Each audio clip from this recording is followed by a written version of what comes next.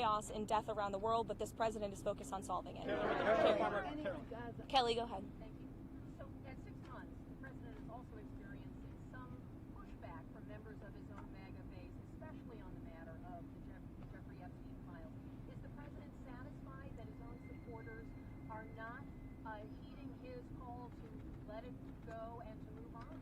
I know the president would reject that, Kelly. In fact, he cited over the weekend some polls showing that his approval rating with the Republican Party is actually at an all-time high.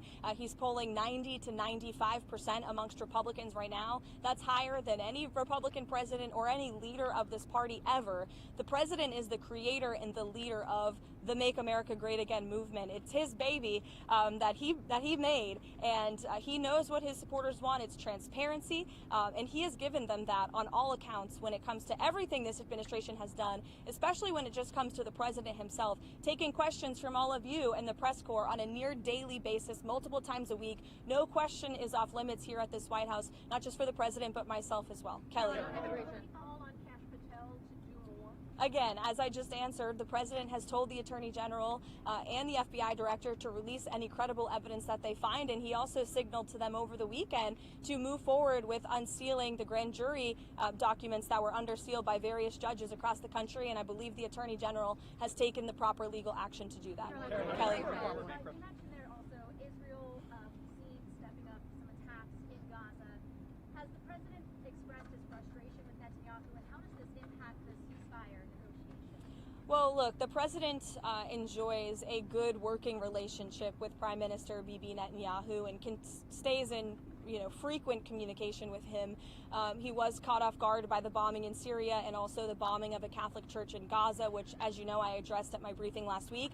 And in both accounts, the president quickly called the prime minister to rectify those situations. And we saw Secretary Rubio intervene when it came to Syria. We saw a de-escalation there. And as for the bombing of the Catholic church in Gaza, the prime minister did put out a statement saying this was an accident and they deeply regretted that action on behalf of the state of Israel following his conversation with the president.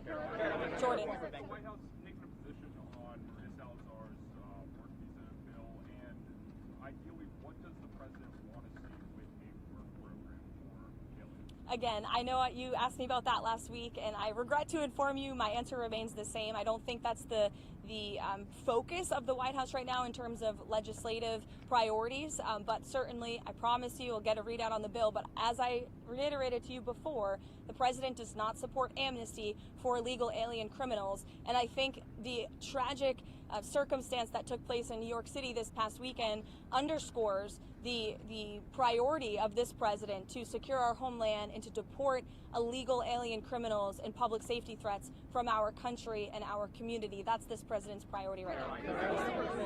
That in the last several months, Americans have become more hesitant about President Trump's different ways that he's been conducting immigration. They think that it's going too far. Is the White House going to limit any ways that it is enforcing immigration across the country? I think the Trump administration is going to continue to focus on removing public safety threats and illegal alien criminals from sanctuary cities. The president himself has said that's the priority for him in this administration, which the vast majority of Americans do still support, removing illegal, heinous criminals from their communities. And ultimately, the best poll that was ever taken was on November 5th, when nearly 80 million Americans voted to re-elect this president, largely because of his immigration policies, and we've seen they've been a resounding success. Again, 0 illegal aliens were released into the country last month. That's a good thing for all of us standing here and for Americans across the country. There are reports that President Trump or that FBI agents going through the Epstein files were told to flag President Trump's name if it came up. Is that something the president was aware of, or something that he directed those agents or the Department of Justice to do? I don't believe that's something the White House was aware of. You'd have to ask the FBI. Karoline, is President Trump satisfied with how aid's being distributed in Gaza right now? Look, the president is the reason that aid is even being distributed in Gaza at all. He wants to see this done in a peaceful manner where more lives are not being lost. He hated seeing the pictures of starvation of women and children needing that desperately needing that aid, which is why this administration came to a creative solution to bring that aid into the region. And we want to make sure that aid is delivered to people in need, but certainly does not end up in the hands of terrorists. I think both things can be done at the same time. Look, it's a very difficult and complicated situation, again, that the president inherited because of the weakness of the last administration. And I think he should be applauded and the administration should be applauded for coming up with a creative solution to get aid into the region. The president wants to see peace, and he's been pretty clear about that. And our national security team continues to work on this every single day, but of course it's a very complicated situation. The president over the weekend, Commerce Secretary had some pretty tough words for the Fed. It's good to see you. Hi, Mark. You're sneaking in back there. I know. I wish I was taller. The Commerce Secretary over the weekend had some pretty tough words for the Federal Reserve Chairman. The White House has kind of sent some mixed messages whether or not his job is safe or not. Will Powell be allowed to finish his term as Federal Reserve Chairman or not?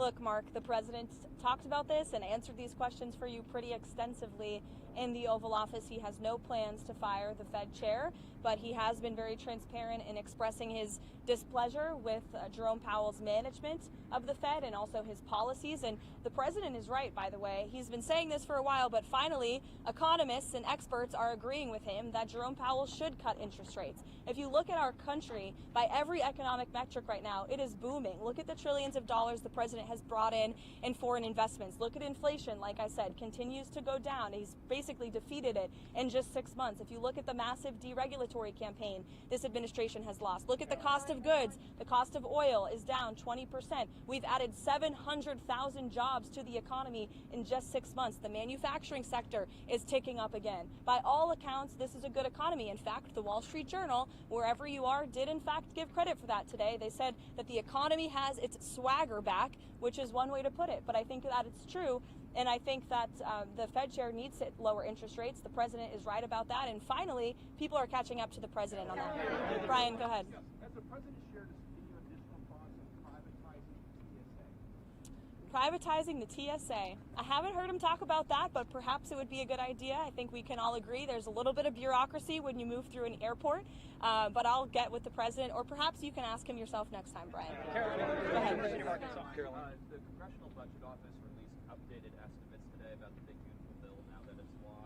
They estimate that the deficit will grow by $3.4 trillion by 2034 and that 10 million people will lose health coverage by 2034. I know you guys are critical of the CBO.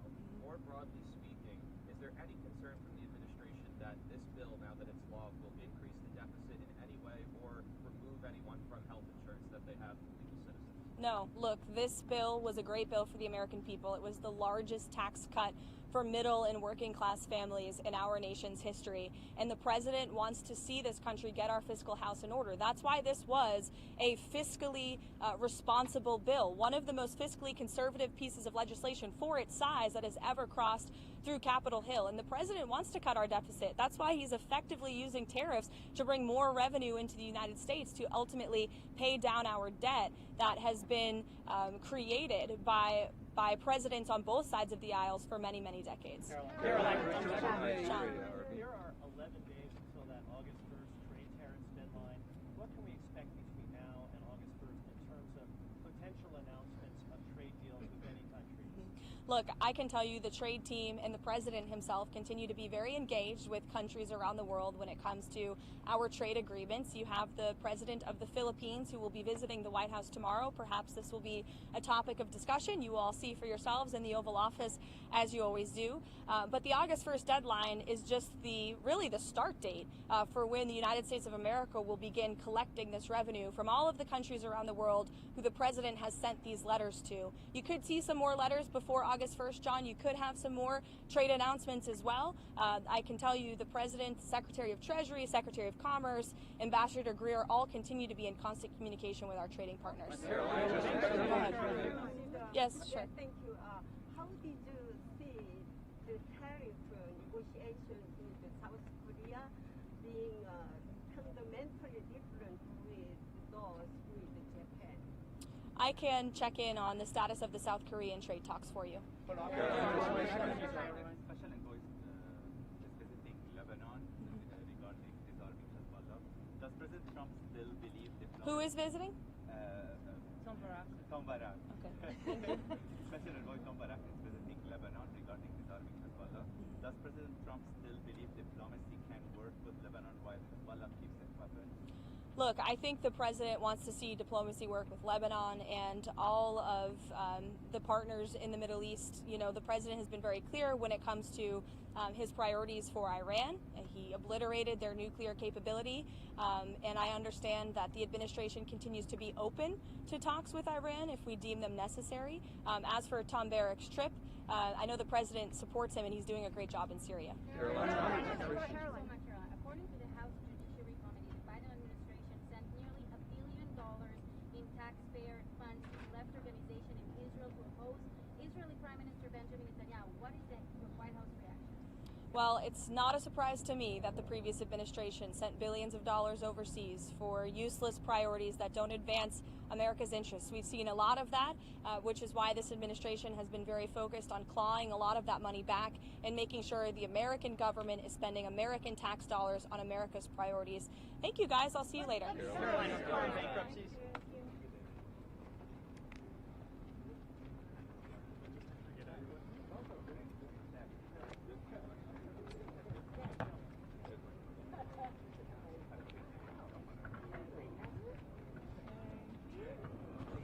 ليك عكستيني لانه طارق اسمه على راسي بس قلت